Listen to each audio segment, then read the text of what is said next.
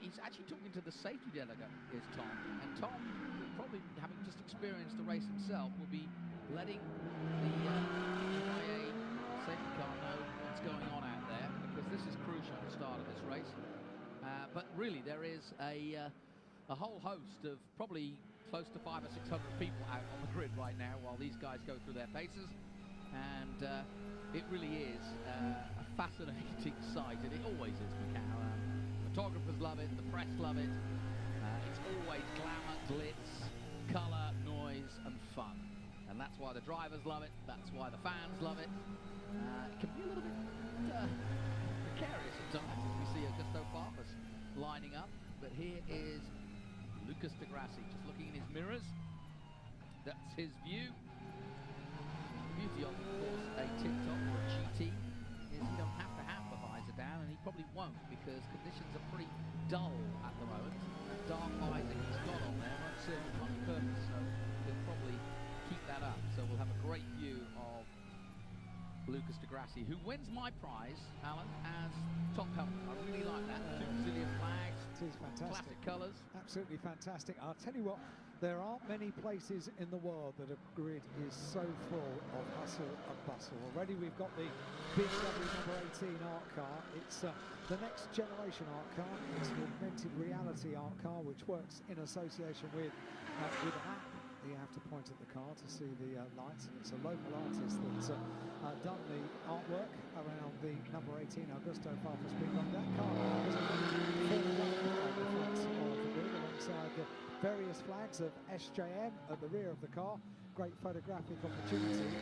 Most of the cars are still electing to use the open pit lane to continue and get a few more laps under their belt. This is quite an important reconnaissance as well, going around the lap to see just how many areas of the circuit are dry and just how many areas of the circuit are wet. So quite a lot of data acquisition taking place. Maro Engel has now elected to take his place on the grid. So Maro Engel forming up on 8th on the grid, the outside of row number 4. Into pit lane comes the NSX. Comes to a stop now. The team having a look at the left rear of the car. They're checking tyre temperatures, that kind of thing. I think they probably are, or indeed making adjustments to tyre pressures as well. This is going to be a changing goalpost, isn't it, over the next 10 minutes? Yes, there'll be a few soccer analogies in our World Cup. There will. Laurent Vantor, I noticed, on the grid, but not changed. And ready to go anywhere, having some photos taken, but not the way we'd want them, because he's in a pair of jeans. Great shame. The Porsche, one of the first cars to be damaged, happening across a stricken car yesterday. Well, and for those of you who aren't in the know, so to speak, the big incident we were talking about was on the first lap of the race yesterday. And it involved, or was caused, by a crash by Juncadella, a former winner here in Formula 3. And that's what caused the big pile-up. And Augusto Farfus, the man you're looking at now, was lucky just to be the last man through, as it were, before the incident.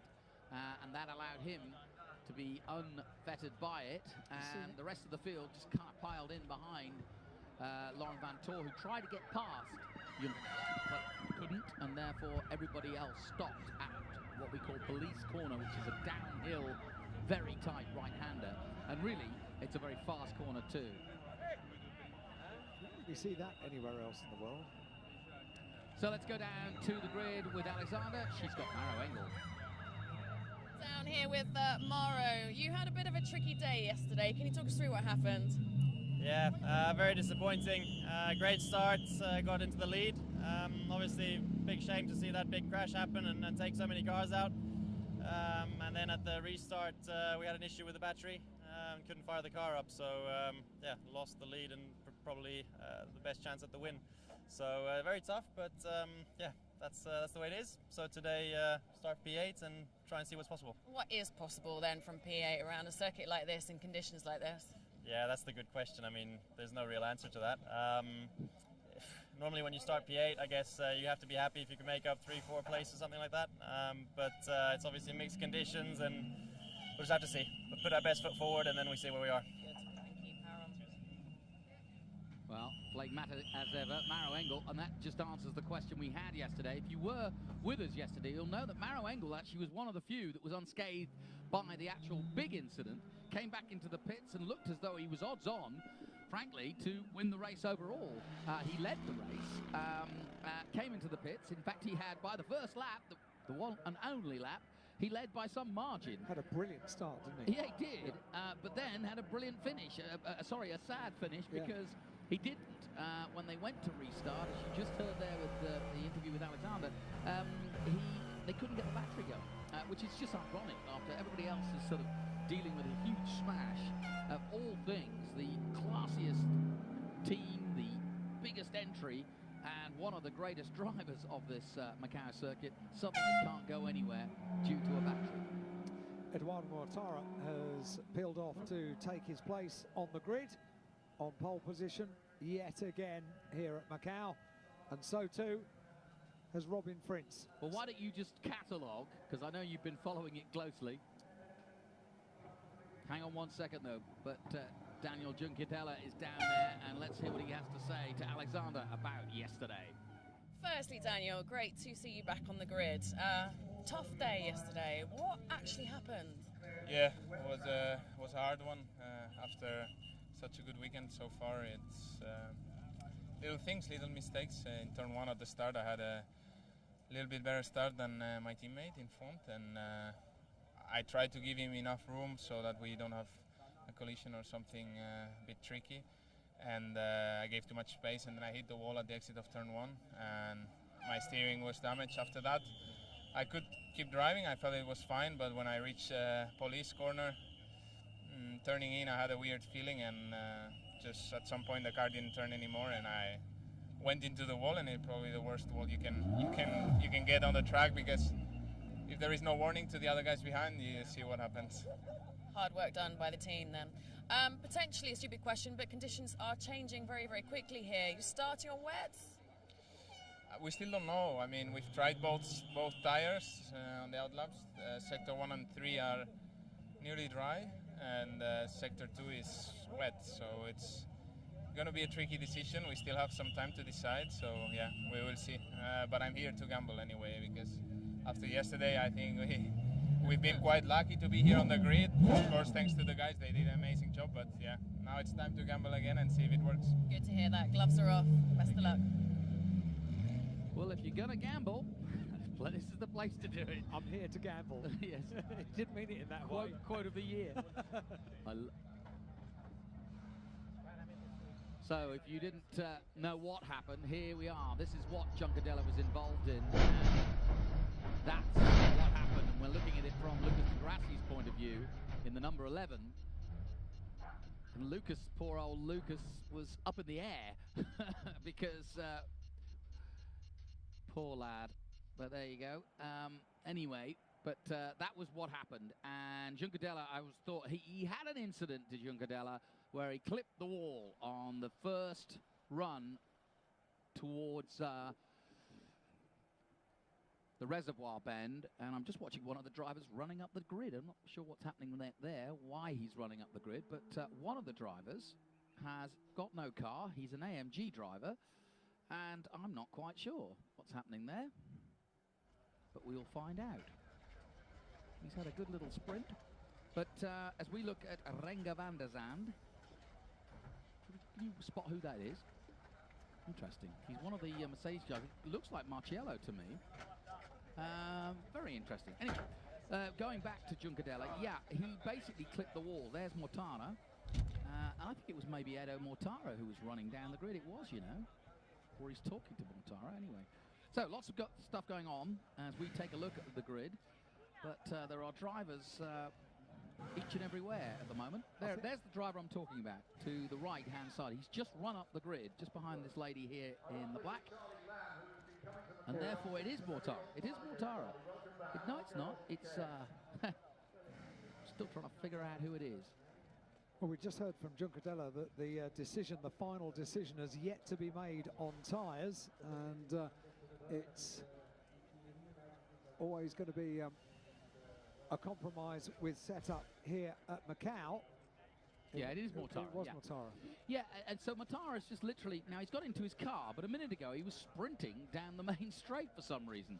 So, anyway, back to the story. Let's talk about that compromise, because we've talked about the compromise of setup here at Macau anyway when it's in the wet. You've got even more of a compromise now, because he was saying that Sector 1 and Sector 3, definitely dry tyres. Sector 2, the long sector, pretty much the majority of the circuit, needs a wet tyre. What would you do? Very, very difficult to call this, and the clock is counting down for that final decision to be made. Well, let's go down again and hear from the Brazilian, Lucas de Grassi. He's with Alexander. Well, it's very, very good to see this gentleman back on the grid. What a day. And I presumably quite an incredible night for you guys as well. What can you do from back here? Well, it's an heroic job from the mechanics, really to put the car in one piece again. And really, I have to thank all the team for the effort. And from here, I don't know, we saw what happened yesterday. The only thing we can do is to try to finish the race and have fun. To what extent are the gloves off, or are you going to be playing it safe too? No, of course, we're gonna try to move forward, but it's a long race. A lot of things can happen. That's how it's gonna go. So the words of Lucas de Grassi there. Very interesting indeed. And, well, all sorts of stuff going on. But, yeah, to answer your question, I would go on slicks. I think there's no really other point. It's not going to get any worse. It doesn't look as though it's going to get any worse. There's no wind in the air as we look at Raffaele Marciello, who had a great day yesterday, actually, the Italian. Yeah, I mean, I know it's still wet in the mountain section, but with this amount of cars and with the weight of these cars and with the speed of these cars, I don't think it'll be long before there'll be a completely dry line around in the mountain section. I think also when you talk to a driver, to the press and to Alexander Gris, who is our reporter doing a great job, I may add, down there on the grid, I don't think you're going to give too much away. But I would say if I were driving, slicks. Yep. Raffaele Marciello gets inside the car. He's a tall lad as well, is Raffaele. He is. And gets himself in, gets himself comfy, and will start third on the grid. Choices have been made, and they will stay for 18 laps in prospect. Start will be behind the safety car. And just to let you know, 8 finishes yesterday. Eduardo Mortara, the man who is the teammate to this man in the 888 and the number 48, starting along the side on the inside of the grid, won the race. His 6th win here at Macau, ahead of Augusto Farfus, who therefore starts alongside him. Then Raffaele Marciello was on the podium in 3rd place in the 888 Mercedes. So it was Mercedes, BMW, Mercedes, then Audi with Robin Frins was 4th place, followed by Chas Mostert in the BMW. As we take a look at Augusto in that rather resplendent Schnitzer BMW, delighted to have Charlie Lamb and his team back here at Macau. And if you know your history here at Macau, you'll know that the Schnitzer BMW was synonymous with racing at the gear circuit in touring cars, particularly before the GT era, but now they're back with GTs, and that's great. Now, here is Eduardo Mortara. All eyes will have to be on him as he takes on this circuit. Thumbs up, he's happy. He wasn't a minute ago, I may add. He was the driver who was running down the circuit, looking for something. I think he was basically looking for one particular patch because he knows that that first corner is going to be very, very important, as it was yesterday. He didn't get the start he wanted yesterday, and in fact, he was a little bit balked. He was a little bit unimpressed by how it all went.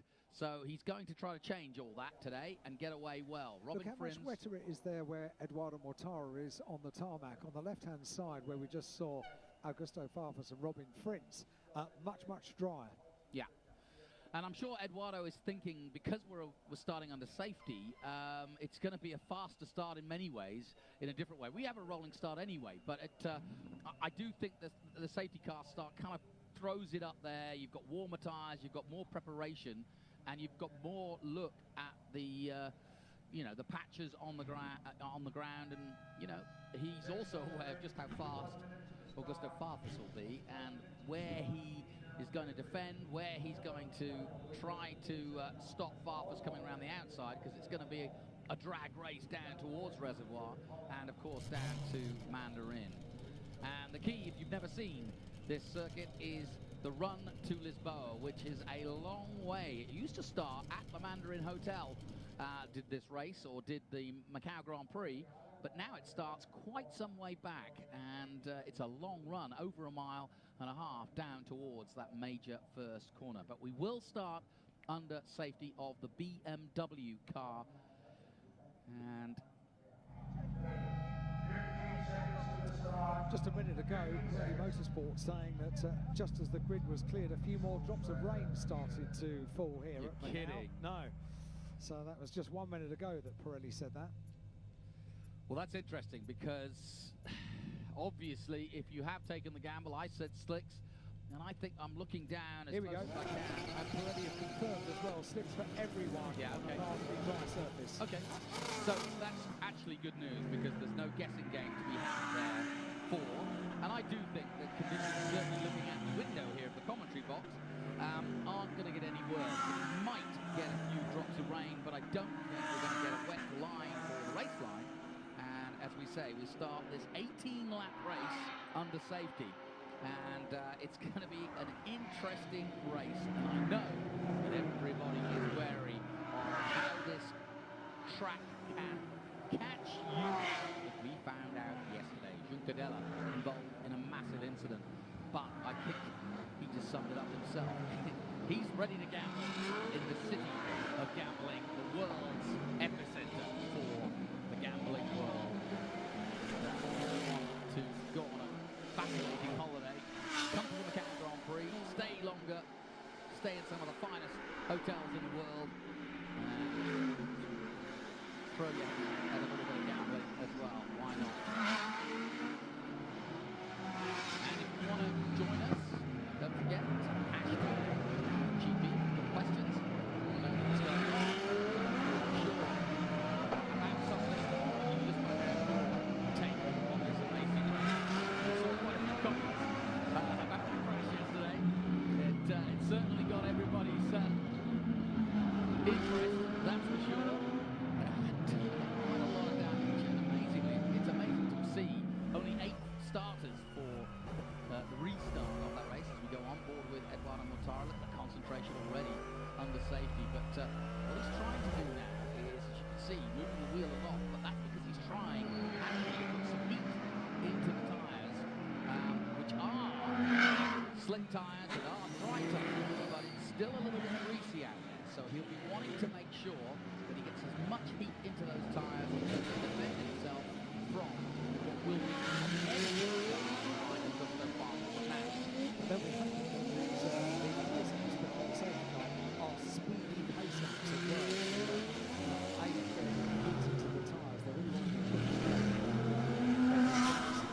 get 2 laps behind the safety car to get the race underway, and they are going to prove critical to getting heat into the rubber. Now, yesterday, Mortara won by 1.5 seconds ahead of Augusto Farfus in the Schmitzer BMW M6, and 2.7 seconds ahead of third place Rafael Marciello in the Group M Mercedes-Benz AMG. And as we said, we just heard from Maro Engel there, Maro involved in what was the most awful situation for a racing driver, in that he was leading the race and ready to restart, and then the battery would not restart the car. Another safety lap now. The lights on the BMW let us know that is the case. The lights are on most of the drivers as they roar past our commentary position. You're watching the World Cup here at the end of the 2017. Somewhat tradition now here at Macau, the 3rd week in November, as the season winds down. It's World Cup time, and the manufacturers come out with their best foot forward. And we really do have just that this weekend, with Mercedes, with BMW, with Audi, with Porsche, and in one case with Ferrari. Just, I say one case, but a good one. Rosenquist, third place in the Formula 3 and a two-time winner. He is the only 488 Ferrari out there today. But my feeling is this is going to be a battle between Mercedes and BMW. That said, anything can happen at Macau, and probably will. So predictions are foolish. Somewhat. I'm the one saying that, having made my prediction. But I think it's fair to say that even if there is total carnage again, one of those Mercedes and one of those BMWs will come. And there is potential to have three different manufacturers on the podium as well. Robin Fritz is just outside, starting fourth on the grid, outside the podium spots. Gusto Farfus starting there second in the BMW, and of course the Mercedes qualification of the race winner, Eduardo Mortara just in front. So potentially we could have three manufacturers on the podium in the FIA GT World Cup. We shall find out.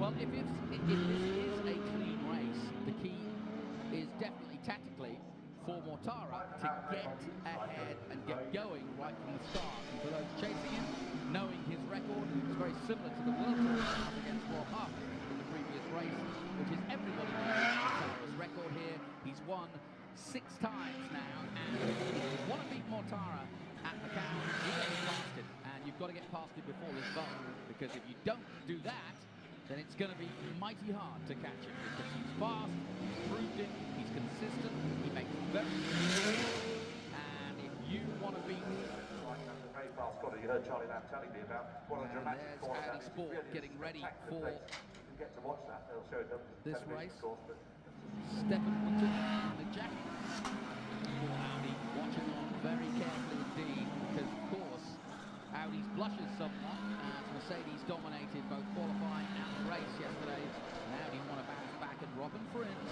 who left the race, great story here, started 17th because of the practice crash, but now lines up and we know he's in full position. So watch out for the Flying Dutchman. Yeah, watch out for Robin Fritz in the all-gold Audi. Also, watch out for Maro Engel, the fourth row of the grid. Got a brilliant start on the rolling start yesterday. And Augusto Farfus got an amazing start. Very, very quick off the line was Augusto Farfus yesterday. Let's see what happens when the pace car peels off. Here we go then. So the race is led by Mr. Macau, Eduardo Mortara, this year in an AMG Mercedes. Behind him, a veteran himself of this Macau Grand Prix, Augusto Farfus of Brazil. The safety car has pulled off, and now we are ready to go racing. He accelerates away.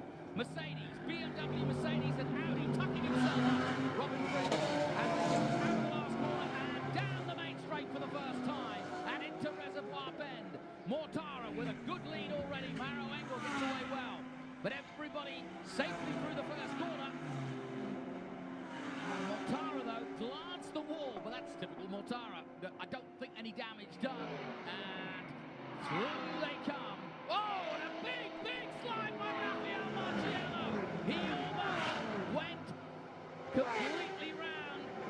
You saw Palmer doing another slip and slide, and look at this, it's all going on. Drama indeed, and Farfus, oh no, Farfus has lost the place. Robin Fritz will try to come past him, but that was good pressure by those chasing. Rafael Marciello involved in 2 big incidents there. But amazingly, it's now Mercedes Wanting, and there's damage to the BMW. The M6 is damaged from the rear of Augusto Farfus, and Darrell Young gets away well and is already into 6th place. Drama indeed out high at the start of this one. Yeah, just know Robin Fritz is able to have the most around at any stage. Look how damaged the back of the BMW. But it's not the wing, thankfully. No, it's not the wing, it's the bodywork underneath. It's in third place, but it's not good. It's not healthy.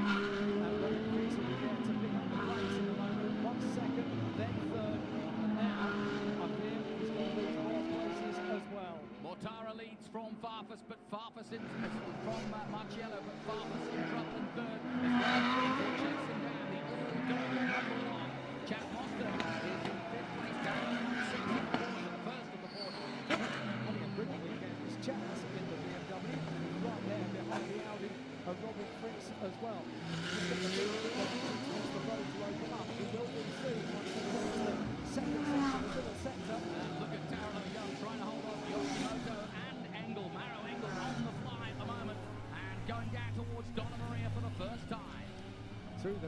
very dirty tarmac of Donna Maria. It was treated after the first race in the morning, one of the support races, local touring car race, up to full speed. Marco Hairpin, they go. Look how Maro Engel is all over the back of Nico Muller's car as they go round the Marco Hairpin.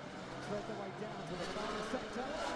Sparks flying up and sliding their way through. There's HD-Graphix in 13th position.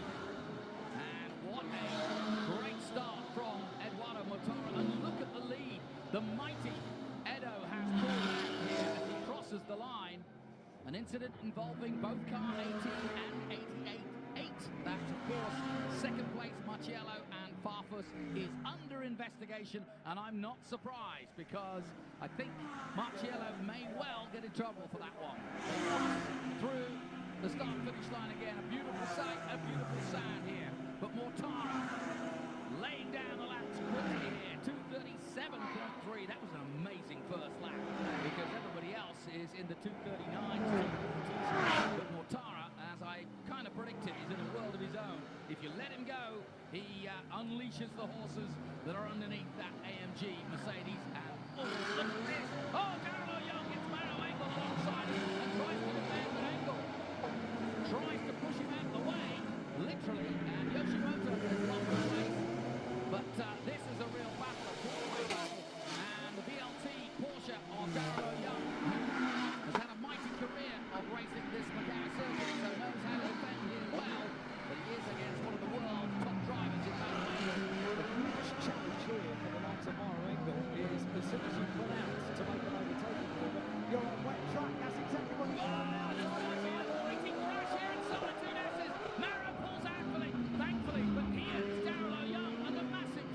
And Maro is not playing it safe at all, and in fact is going to get himself in trouble if he's not careful, because Darrell Young is not a man to trifle with here at home in Macau. And I say at home, but this is his backyard. He knows how to win here. He certainly knows how to win. They give a jot about Maro Engel's reputation.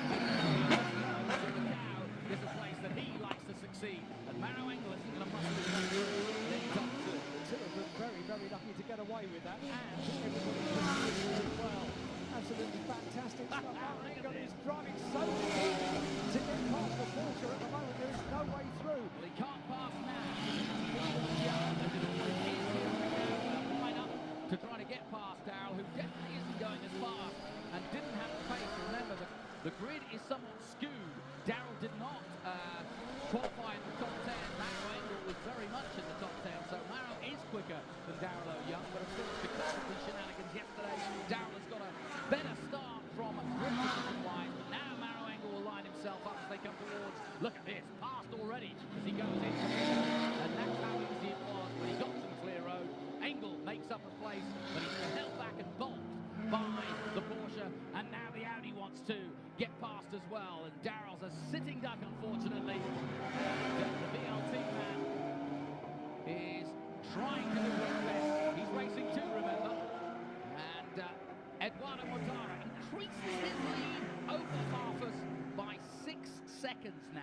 The good news is that Augusto Farfus in the BMW, the car doesn't seem to be too hindered. 2:39.229 on that lap by Augusto Farfus. So despite the fact it's not quite as pretty from behind the BMW as it should be, it seems to be going. Yeah, and there's another BMW coming up. Look at this, light flashing everywhere. Maro Engel's pulled away significantly here. And Daniel jumping down. He's up to 8th position in the green and grey. There you just saw him flashing through the shot. He's back into the second half of the and was that because of the incident? No, it's good. No, so that's a problem then. So Marciello's had some sort of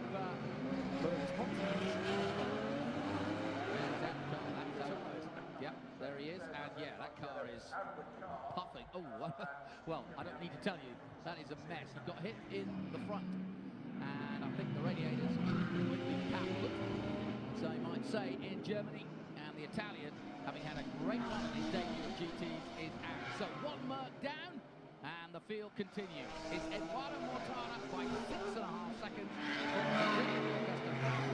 Robin Fritz is in third place. Fritz is last lap.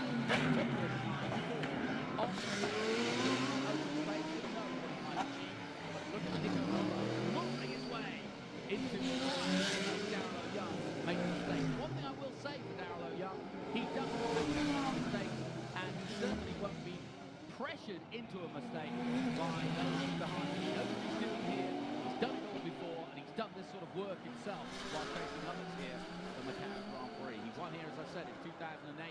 He's won multiple times in a Porsche here. It's getting an awful lot of coverage as well around the world here, and that can't be a bad thing with the sponsors all over the car.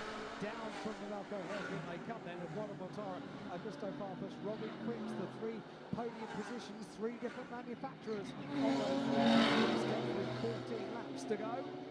Just trying to look at the incident involving 18 and Marcello 888. I think I agree with the stewards on that one. I don't think there was any need for any further action. And it doesn't matter anyway now. And he's already out of the race. Another lap completed then. They've got the place over Nico Muller in the Audi just then. Look at this. The Honda's in there as well. Nico Muller. First time we've seen Renger van der Zand in the Honda NSX starting to get a little bit racier than before, and he's definitely in a race of his own for sure now. Marco Wittmann also. Look at that lap by Maro Engel. Now he got some clean air. He is wide 4 seconds quicker than the leader of the race, Eduardo Montaro. So watch out.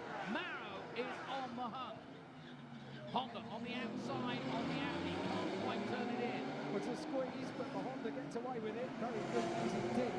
Charles Monson is still there in 4th position. Maro Engel is 5th, getting ever closer. Was 2.1 seconds behind the 4th place car. With the conclusion of the last lap. Well, of course, Chap Monster probably the slowest, and I don't mean that rudely, but in this field, that's something to be unproud of, because Macau is in the challenge at the best. But in terms of the overall qualifying time, Monster is not anywhere near as quick as Maro Engel, and I think Engel will be right on him right there very quickly and up and chasing Robin Fritz. Fritz will be a different game. On the previous lap, he was quicker than Augusto Farfus in the BMW. 2:35.456 and a 2:35.601 for Augusto Farfus. He's going brilliantly. Oh, more bodywork is peeling its way off the BMW M6 now. And aerodynamically, working well for it, especially. It's not ideal. It's not ideal. And that won't work anywhere, whether it be the mountain section or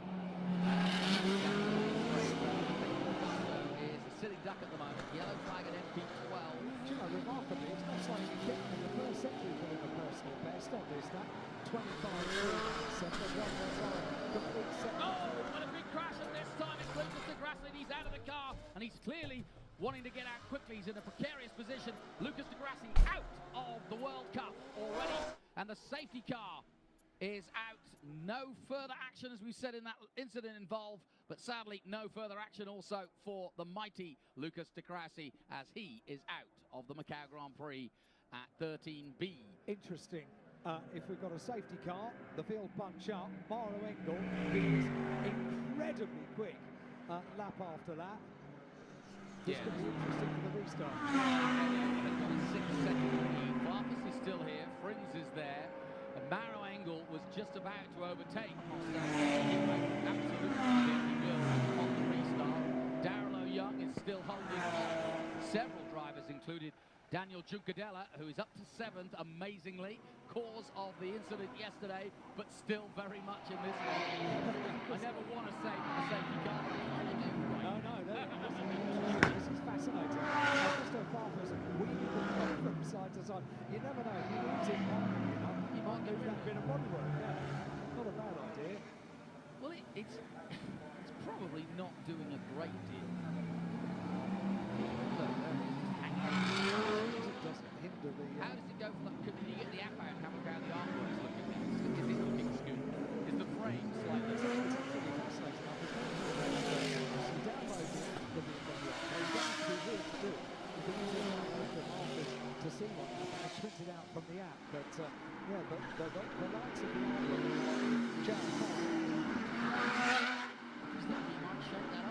that's a lot of the bodywork as well. Augusto's car. Yeah. Oh. Then car, of course, this is a massive race team. So Tim Sutton, who's also a good driver here in Asia, and they've had much success here, and as have Mercedes and Audi, and of course, and we forget that sometimes. This is a World Cup, but here in Asia.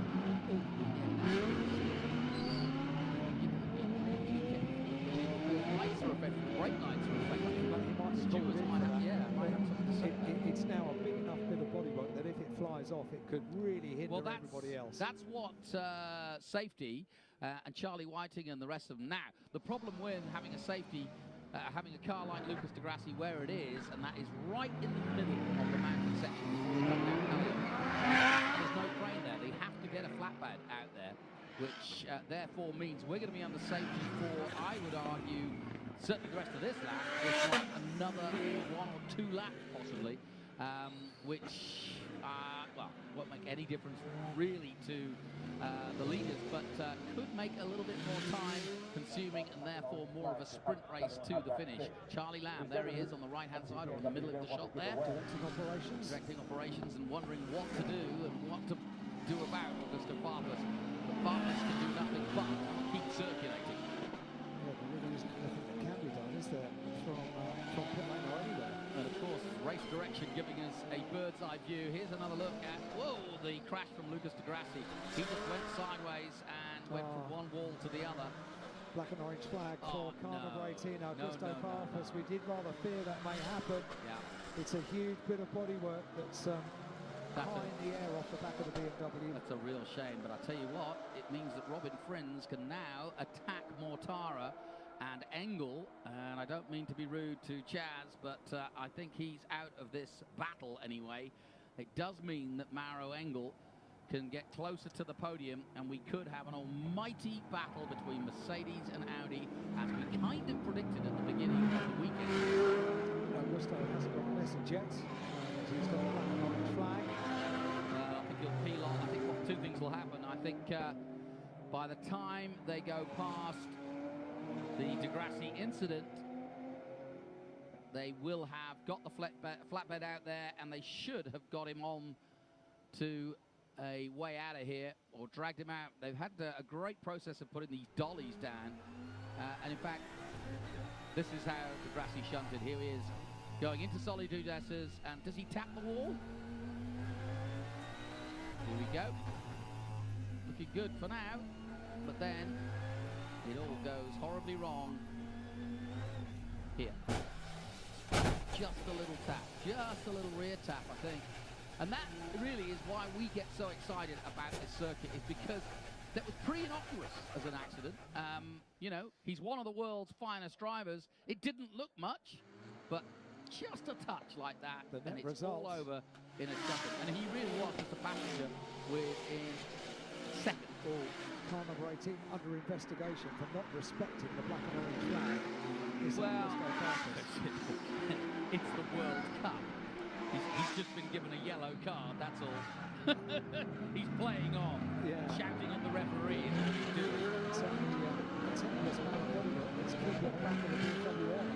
The good thing is they're not racing. As long as he doesn't continue to race, then I would have an issue with him.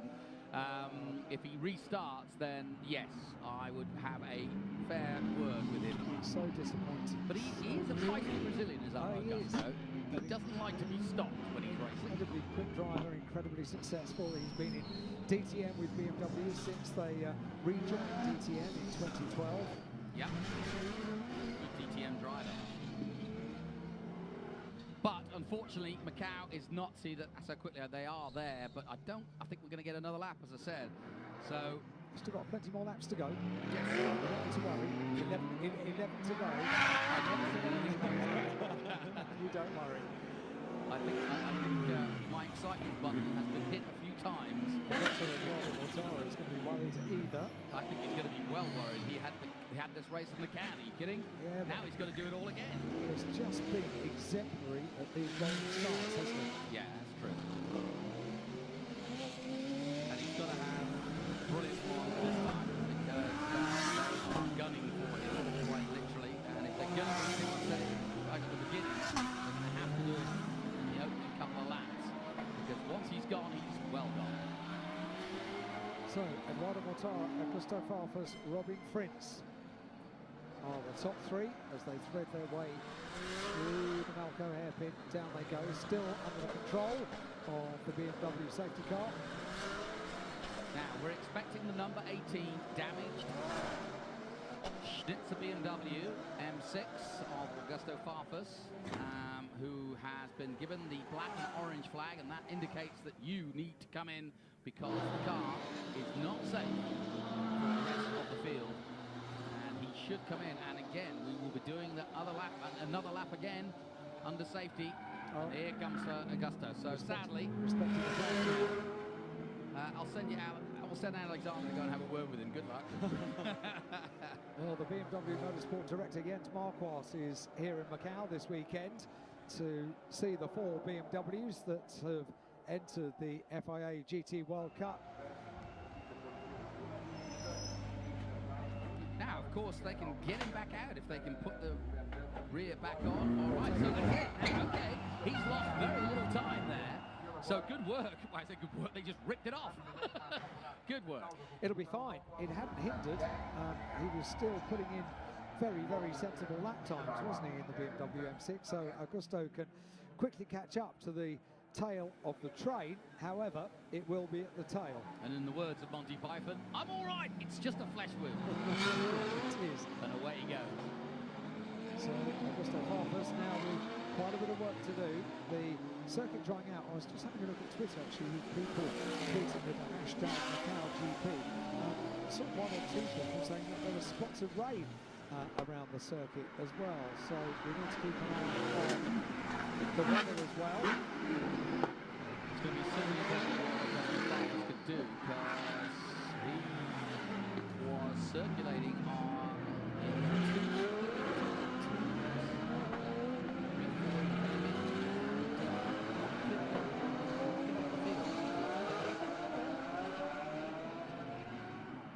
10 laps to go. We're under caution behind the BMW safety car here in Macau. And Eduardo Mortara it is that leads. Second place of Robin Prince. And in what has been an unlucky weekend for the GT cars, we're down to the unlucky number of 13 cars remaining. Oh, yeah. No 12. We're okay. Oh, Degrassi and Marciello both out. Yeah. So Okay, down to 12.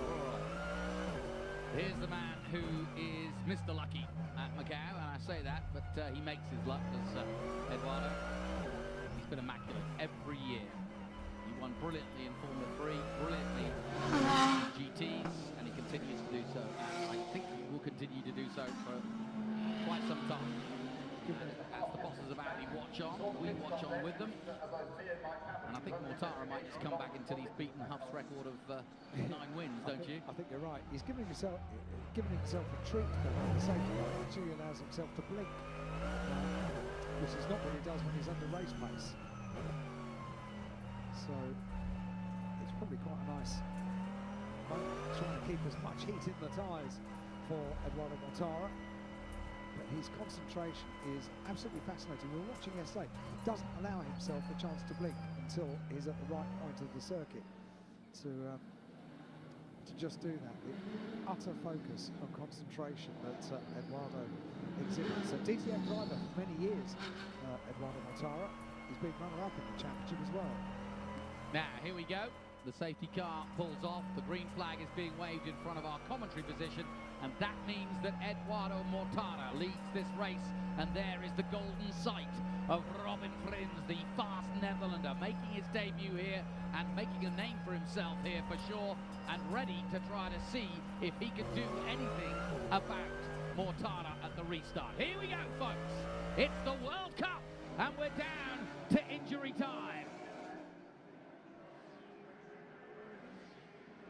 Good start from the top four. Watch out for Maroengo, jinking out and trying to get through. Farfus is at the back, but he'll be coming through in that black BMW. There is Maroengo. Sparks fly off Frin's car. Into Maroengo. Flat out. Mortara leads them. Maroengo looks to try and make a move on the BMW in front. Likewise, so too, Juncadella in the number 50. Oh, and Maroengo's got through. Nicely done. And sadly for Juncadella, he gets bumped by the Porsche of Darrell Young. He does not get through, but Maroengo put on a move for sure there, and great stuff by him. From 8th from the grid up into the podium spot for Maroengo, and absolutely flying, don't forget, before we have the safety car come out. And look at the gap, how quickly they've capped the rest of the field. But I tell you what, Chaz Mostert's not hanging about. He's staying with them in the BMW. He's really come good, hasn't he? Yesterday and today he's been absolutely flying in the BMW, doing a great job. A three-car train.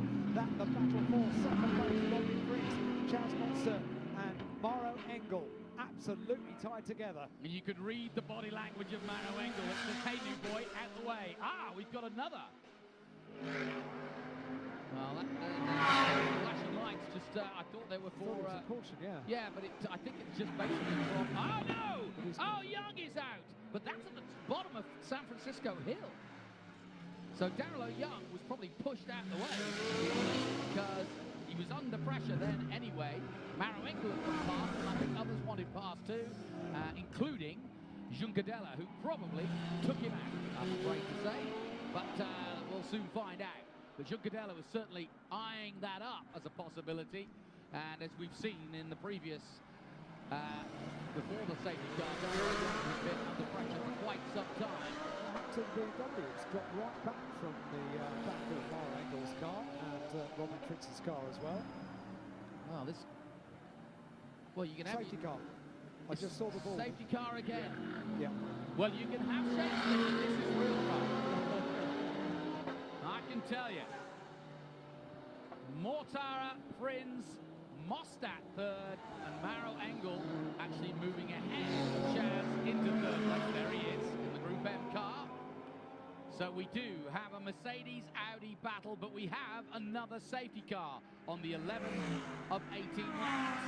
This restart is going to be very, very interesting. I know we've only just gone on the safety car. It is going to be for Maro Engel, because he's not going to have the BMW to deal with.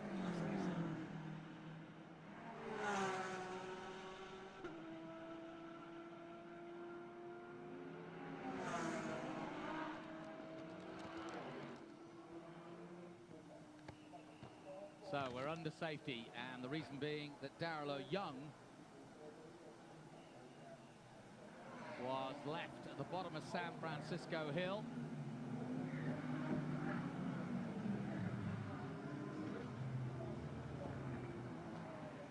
So the field slows down again. I've just noticed the Hondas come in, and I've just noticed that the number 50, and that of course Daniel Juncadella, has also pitted. And there is Darrell Young trying to make it round. He's got it under steam again, but as you can see, a lot of damage to the car. Juncadella definitely involved in that incident. I thought he was, and I'm not surprised because he came together with Darrell Young, and I'm afraid Young probably came off worst, but Juncadella's paid the price too.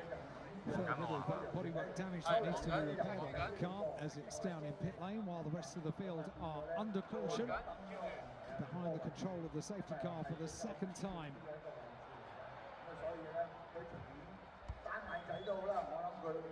So, what a twist and turn this GT World Cup has thrown up for us. I wonder what the regulations are. You see the headlights on the car. It's declared a wet race, and in a wet race you have to have the headlights on.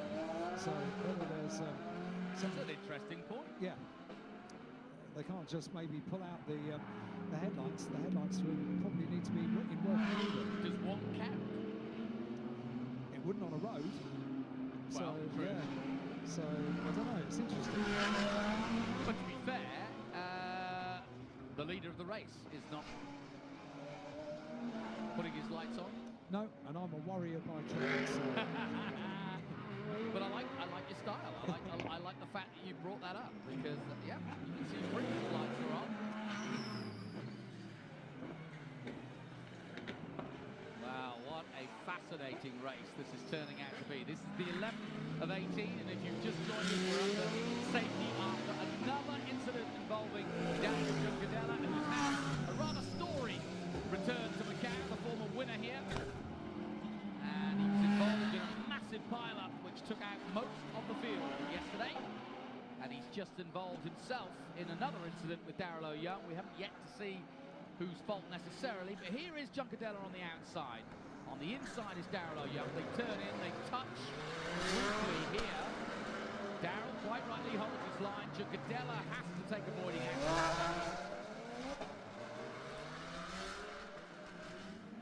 And that was the Lisboa corner. but the incident was at San Francisco just after that.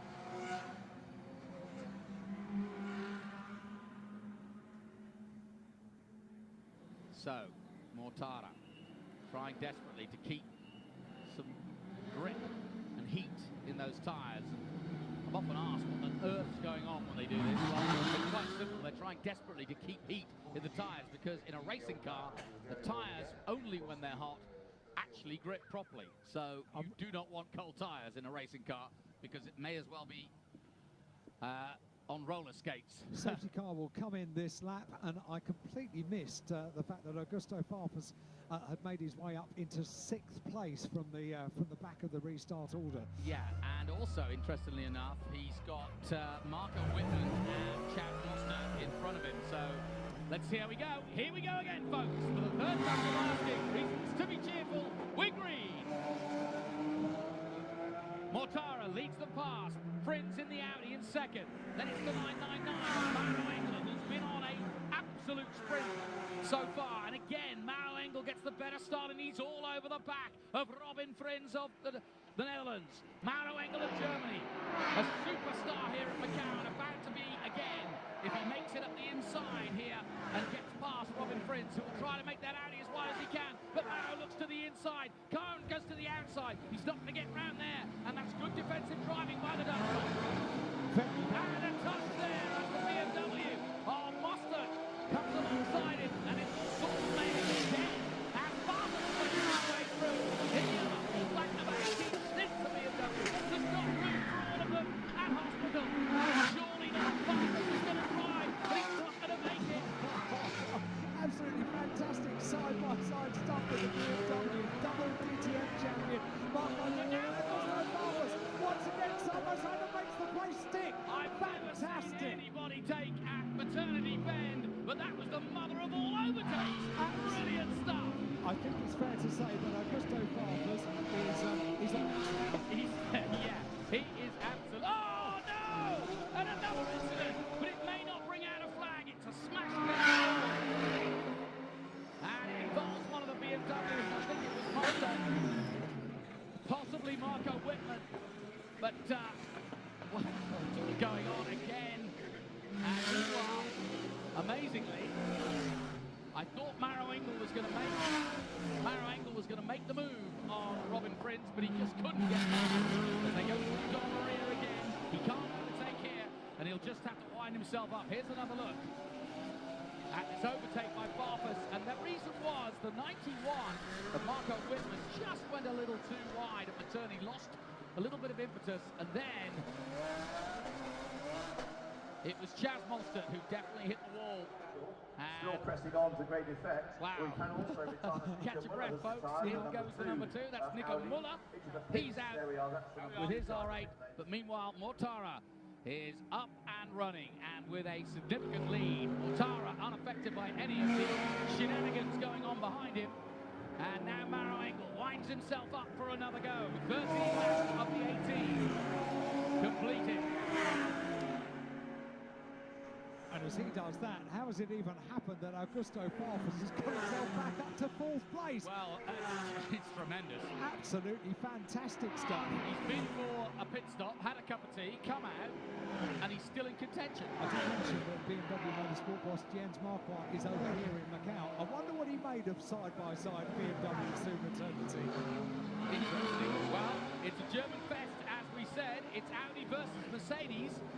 And Mercedes won a 1-2 sure. And Robin Frins is going to try as hard as he can to hold off the mighty Mauro.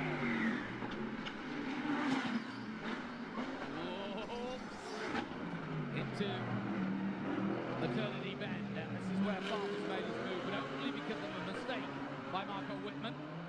Then Mostert threw it into the wall just after the Solitude S's. Mortara continues to lead the gap.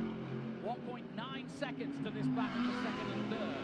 And I mentioned before that Robin Frins has never been to Macau before this weekend. You wouldn't think it. You'd think he lived here. You really wouldn't think it. He wins in everything he does. He wins championships year after year after year. Was a Formula 1 test driver for Sauber, didn't get the opportunity to become a Grand Prix driver. Great disappointment.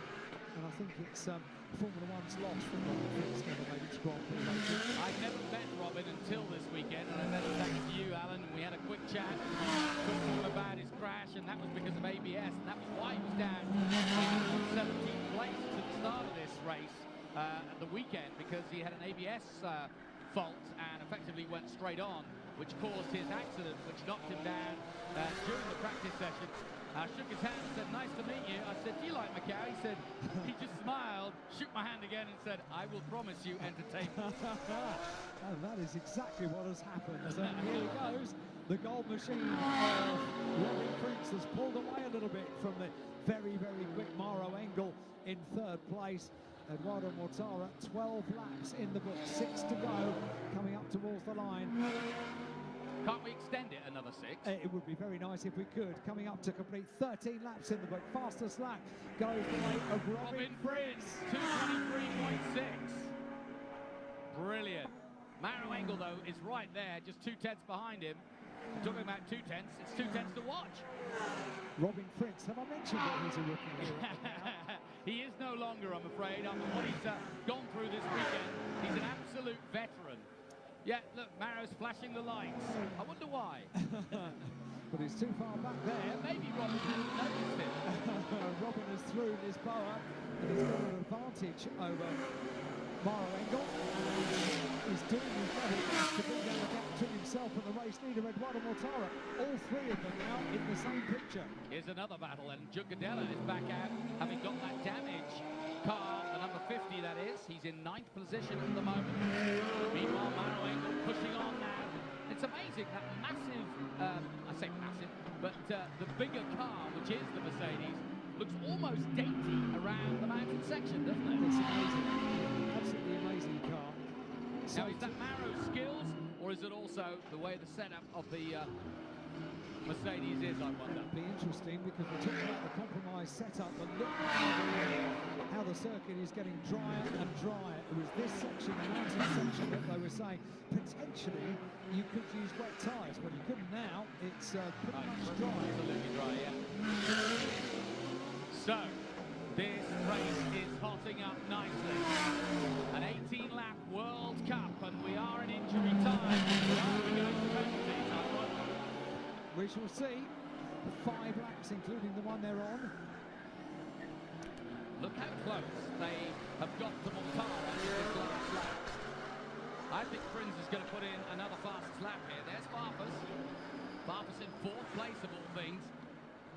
And he could still make the podium if these two get into a fight. Which would fastest lap, 2:36 last time out.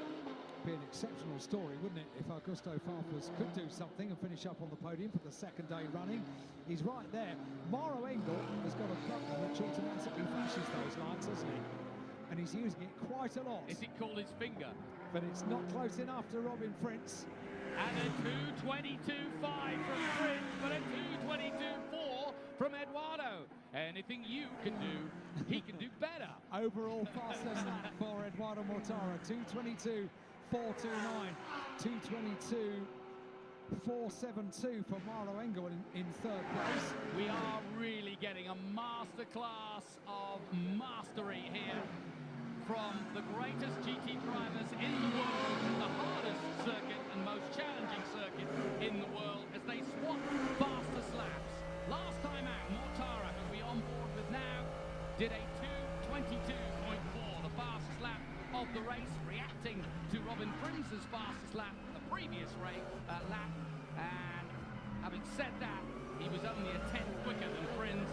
Mauro Engel, almost identical pace. He too on a 2:22.4, faster than Fritz, but equal almost with Mortara. It's incredible. This is wonderful on-board footage, isn't it? Eduardo Mortara threading his way. And that's the right expression. Threading the needle of this massive AMG Mercedes down the hill towards police, where all the drama was yesterday. To 1st gear there, up to 2nd. Down to 1st again. You can see on the dash where his board is changing.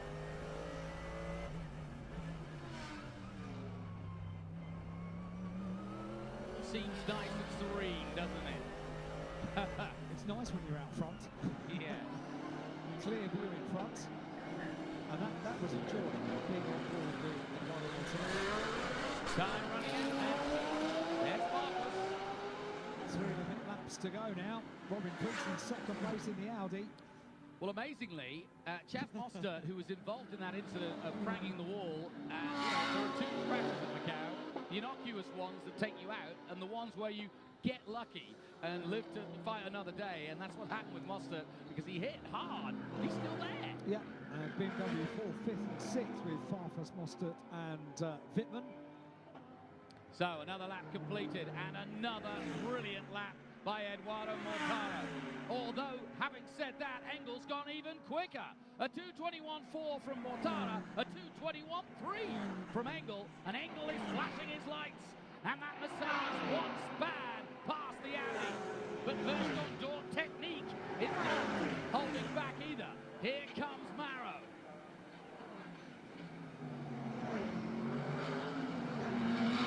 Into Lisboa. The question is, can these two catch Mortara? Very hard indeed, because Mortara is not feeling the pressure just yet. Their lap times are so equal, these three. Unbelievable. 2:21.466 for Mortara, 2:21.432 for Fritz, 2:21.347 for Engel. And he's turning up the pressure now, isn't he? Well, the conditions are improving with every lap as well, of course. It's getting drier and drier. In fact, it's the driest we've had. No chance of any rain at the moment anyway. Looking out of the window, but that's all I'm doing is sticking a finger out of the window. But let's not worry about the weather. There's a storm brewing out here, on track. And here they come again. Dan Palio towards police. Good braking by both men. Nice and smooth, back on the power. Little dab on the brake. Now, have they gained anything? Aaron sets the fastest. First sector time of the race with a 23.3. Let's have a look at the second sector pace. And if anything, the two chasing Mortara are doing a brilliant job. Having said that, Mortara sets another fastest second sector time at 2:28.7 this time out. So Mortara is under no real pressure at the moment. He is still in control of this race.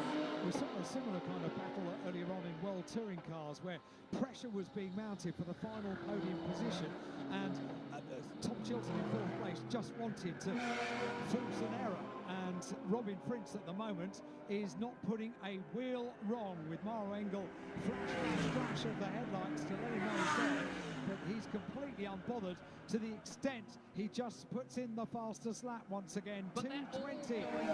They're going a second quicker than they were 2 laps ago. Better and better and better the circuit gets as it dries out. 2:25.7 on that lap. Robin Prince in second place. And the problem is for Maro, he's flashing his lights, but there's flashing lights everywhere in Macau. Everything's flashing in Macau. So I don't think Robin Prince has even noticed it. You should see the Lisboa hotel just above where they were a moment ago. It's flashing lights everywhere there. He's really unhindered by the attentions of Maro Engel directly behind, because Robin Prince is very determined, at very least, to be on the podium on the second step of his first ever trip to Macau, the world famous circuit.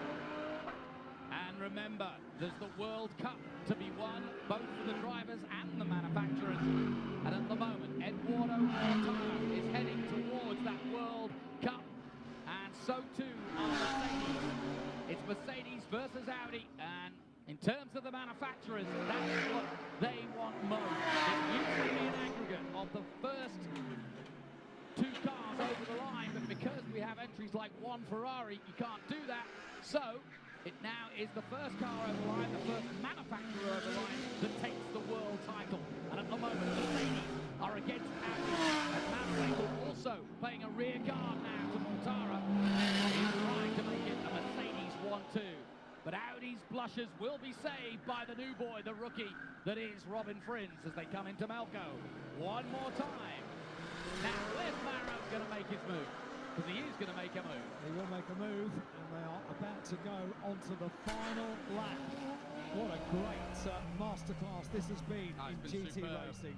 Best racers in the world, best cars in the world, and the best track in the world. The combination, unsurmountable, insurmountable. Here we go. Beautiful shot. Down the main straight they come. We're looking back from Mortara. He's got clear now. Engel puts in the fastest at 2:21.96. The gap between Prince and Mortara down to a second. Here we go. Maro Engel's got to make Mandarin count. He dives through it, and look at them right on the ragged edge. As they head towards this car and flash all he will, Robin Frins isn't budging. Because he, in turn, is closing up on the back of Mortara for his final lap as well. This is going to be absolutely fascinating. All three turn through San Francisco together. Up the hill they go. They're all glued together. This is an amazing finish to what has been an amazing weekend of GT racing. Mercedes in fourth place, as though it mattered anymore. Augusto Farfus in the BMW. It does for him. He's fourth at the moment. He got ahead of Chas Mostert, who's still circulating. Marco Wittmann is sixth. Seventh is Dumas. Roman Dumas has come from nowhere. He's in seventh place, and Jules Cadella, having been in the pits, is eighth. We are down to 9 runners, and the last one, but least, is Yoshimoto in the number 77 Porsche. That's how many finishes we're going to have. But who is going to win this race? Well, it looks like Mortara, and there's been no doubt since the very get-go of the weekend Mortara will be there or thereabouts. He won the first race by over a second ahead of Augusto Farfus, and then Farfus while still in second place with damage to his car. Was given the chance to come in, which ruined his day. He got back out, and he's going to finish fourth, which is still a pretty impressive result. But as we come down to the Melco hairpin for the last time, Eduardo Mortara is going to make it 6. And now 7 wins here at Macau. He won yesterday. And yes, Robin Frins might flash the lights and Maro might do the same. But I don't think Edo's looking at it. He's got 1 corner to go. And what a race, what a time. The GT World Cup is going to be won by Mercedes and the number 48 of Mr. Macau as Eduardo Mortara is in 7th heaven. Brilliant stuff by Eduardo Mortara, and Mercedes are the world champions here at Macau yet again.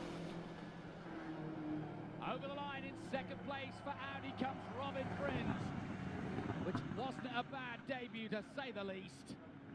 And in third place, Maro Engel, try as he might, just couldn't reel Frins in. Augusto Farfus brilliantly takes 4th place, and an incident involving car 18 and 19. Yeah, Farfus and Mostert. Okay. And there you go, there's the thumbs up. We can see you now, Edo. I think Edo and Rob Huff buying the drinks tonight. It'd be some party, wouldn't it? Yeah. Wow. They have chapters all to themselves in the history of the Macau Grand Prix. And it's a privilege to be able to watch and talk about them as well. Yeah, and it's been a privilege to be part of an era that has seen one man like this man, Eduardo Mortara. I remember when he first arrived, he was a cheeky youngster in Formula 3, and he was, and he still is. But he's grown up, he's now a factory driver, and at the age of 30, the Swiss Italian. He drives under a Swiss flag, but of course he's very much an Italian and has all the Italian flair. He won all the way back in 2009, and when you think about it, here it's 2017 and he's still winning Grand Prix. He was back-to-back winner in Formula 3 from 2009 to 2010, and then came back in 2011 and won his first of now 5 wins in GT racing. 11, 12, 13. Had problems, yes, last year, and didn't get the result. In the end, finishing 13th. So big disappointment. I remember well. He was very upset about not winning because he came under the big headline of Mr. Macau. But he's back to winning ways, and really, even though he was under pressure, you know Edo, he didn't put a foot wrong, did he? He never really showed a sign that he might be beaten here. Very rarely does he put a wheel wrong, and this weekend has been one of those sublime performances by Eduardo Mortara, showing everybody exactly why he is so impressive. Eduardo Mortara then leads the field around to get back to Parc Fermé, the regulatory scrutineering which will take place, the celebrations on the podium, and I think it'll be a fair celebration also for Robin Fritz. First time here at Macau. Well, to me, that's been the story of the weekend in terms of GTs, is his performance, quite simply. It's just a great way to start your career. I've got a feeling Robin will be coming back here. And whether he's with Audi or with any other manufacturer, I think he will enjoy coming around here. Do you know what, for drivers and spectators alike, it's not the sort of place that you come to Macau once and say, yeah, well, I've done that now, I don't think I really need to come back. They want to come back again and again, and particularly for somebody like Robin. He's come here this weekend, it's his first time, he hasn't won. He's not going to be happy until he's won at Macau. Well, I think we should do, I think we should get some low-powered, all one make, all champion race here at Macau. What a nice thought. You know what I mean? So nothing too dramatic, but everybody with exactly the same stuff. And let's see who does what. That could potentially be very new cars mentioned. Macau. That is Macau. Fantastic stuff then. Eduardo Mortara comes into the pits, and there you go. The moment where finally, as a racing driver, the adrenaline swells up in his body, and the realization finally that the concentration is over and the celebration is about to begin. And he can hear them now. Celebrations are plenty. And I'll tell you what, that's an important one for him, because Mercedes put their faith in Eduardo Mortara, and while there are some very, very accomplished Mercedes drivers who will be rather jealous of the opportunity, they brought in Edo, and he drives for them and does a brilliant job, and he has done a brilliant job. Great. There's Robin Friends. Yeah, somewhat disappointed, you can tell. Never happy if he hasn't won. Let's go to the podium. No. Typical racing driver. Yeah, typical racing driver, yeah. He would probably be the first to say, you and I would be delighted with the podium at Macau. He'd probably be the first to say, yeah, I was the first of the losers. I'm delighted just to be here. Me too. Me too. But Robin is a very, very determined driver. He went to wait.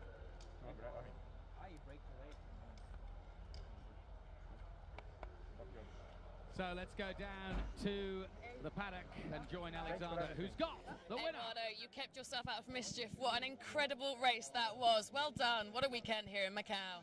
Yeah, I mean, it was so stressful. We had I don't have any voice anymore. Yeah, I mean, it was so stressful, this race. I mean, mixed conditions. It was so easy to make a mistake. I basically crashed the car actually in the first corner because I wanted to escape from my competitors, and it was very, very difficult today. And but I'm very glad that we did it. It's an amazing job from Mercedes, from the team, driving academy. Yeah, they tried to slow us down, and in the end, you know, we managed it.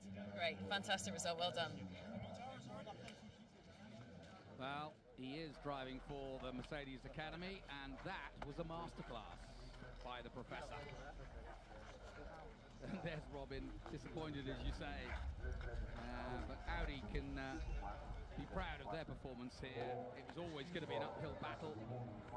Mercedes so dominant, both in qualifying with that first session. I think they were top 4. And here is the result then. Edoardo Mortara of Switzerland and Italy with win for Mercedes, and Mercedes are the new world champions of GT racing. Robin Frins, second place for Audi, and Maro Engel in third for Mercedes. Augusto Farfus from BMW. So 3 manufacturers in the top 4 with BMW as well, and then Chaz Mostert in 5th place, Marco Wittmann in 6th. So it's been a good run for BMW.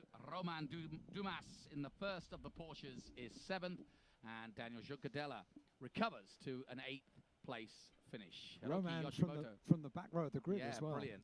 Nico Müller in 10th position. He pulled out, as did Renger van der Zand. Darrell Young, damaged car. Lucas de Grassi out after hitting the barriers, and likewise Rafael Mocciello with a damaged radiator by the looks of things, finishing early in 14th place. But what a race, what a weekend. It had everything, and I think this one will be remembered for a long time to come.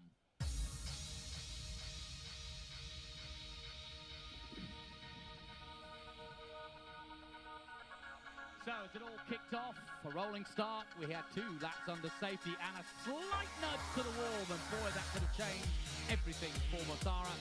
But it did change everything for Farfus, because he was hit from behind and never recovered, and in fact the damage to the car would eventually bring him in. Darrell Young tried to defend his position from Maro Engel, and Maro Engel got frustrated and said, "Take that, Darrell." But Darrell, to be fair, held on, and finally with some room at Fisherman's, Maro got through. Meanwhile, Juncadella in the number 50 was making his way through, having had the back row start effectively, or at least close to the back. And the number 11 of Lucas de Grassi coming to a rather nasty end at the famous Macau S's. Farfus in and out very quickly. A quick boot job, and he was back out and fighting. Meanwhile, Robin Frins got as close as he possibly could to the back of Mortara, and Maro Engel did the same with him. The BMWs were in action. Farfus taking one out, Marco Wittmann, and then Mostert taking himself out. But in the end, Mortara just kept on ploughing on and doing what he does best, which is deftly drift his way through the Macau twists and turns to his 7th historic victory here at the Macau Grand Prix. Mortara then world champion of GTs, and Mercedes world champions of the manufacturers. Congratulations to Edoardo Mortara.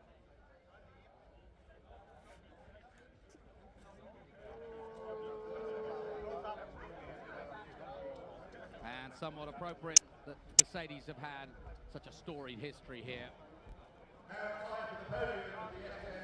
which goes all the way back to the early days of the 50s when Podium, the 3-1 Macau order. Grand Prix So started. in 3rd place, please show your And here appreciation for is a great drive by Maro Engel. Ian Titchmarsh with our top 3, starting with Maro For Engel Mercedes, in third 2nd place for Audi, Robin Frins. And the winner for Mercedes this year, the master of Macau, Edoardo Mortara.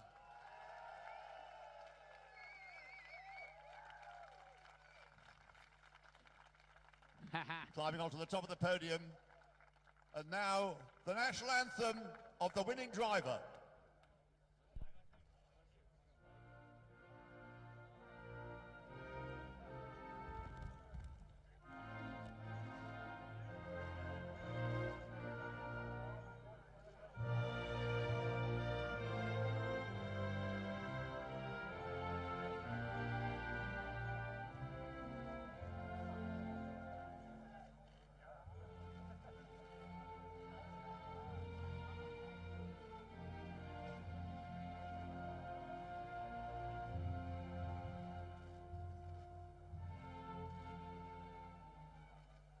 And interestingly, And now the national anthem of the winning manufacturer.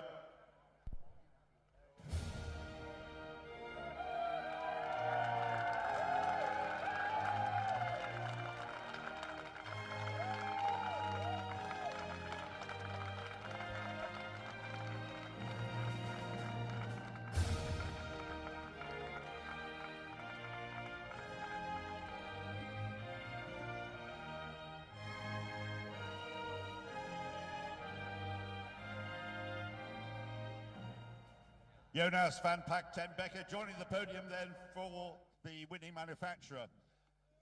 Now could I please ask for the presentation to Mauro Engel, Dr. Rui Cunha, Director of SJM, please, to make the presentation to Mauro Engel in third place.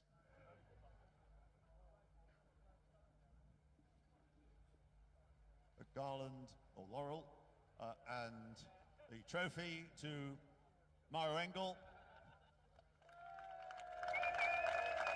To make the presentation to Robin Frings, finishing in second place, I ask Ms. Angela Young, Managing Director and Chief Administrative Officer of SJM, to present the laurel and trophy to well, I'm Robin sure you can hear this for yourself, but Angela Leung, the Managing Director and Chief Administrative Officer of SJM, handing out the prize and to now, Robin could Frings. I ask, please, Dr. Ambrose So, Chairman of the Board of Directors of SJM, to present the winner's trophy to Eduardo Matara. Dr. Ambrose So then, handing out another big prize. And another magnificent trophy at Macau, won by a very happy Eduardo Matara. So, of course, ask you to all get to the top of the podium.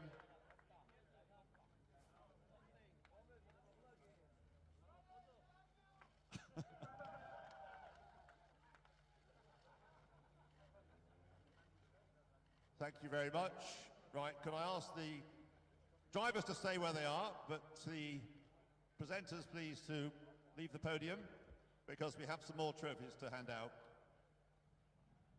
First of all, the FIA GT World Cup for drivers, presented by the FIA. Could I ask please Monsieur Frédéric Bertrand, the FIA Circuit Championships Director, to present the trophy, the FIA GT World Cup trophy, to Eduardo Matara. So then Eduardo Matara becomes a World Cup winner here, thanks to the FIA, and a great idea. Something else added to Eduardo's collection. And that is pretty darn special. Now, the FIA GT World Cup for the winning manufacturer, a trophy again presented by the FIA, to be presented by Mr. Christian Schacht, the FIA GT Commission President, to present the trophy to Jonas van Pack ten Becker from Mercedes-Benz.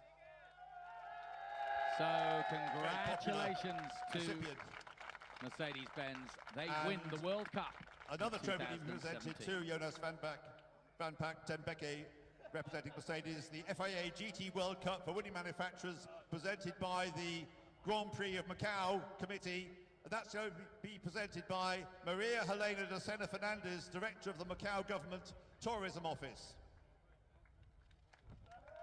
Congratulations once again to Mercedes-Benz. And now with just the drivers and Jonas on the podium, I think it's time for some champagne. So, bring on the champagne.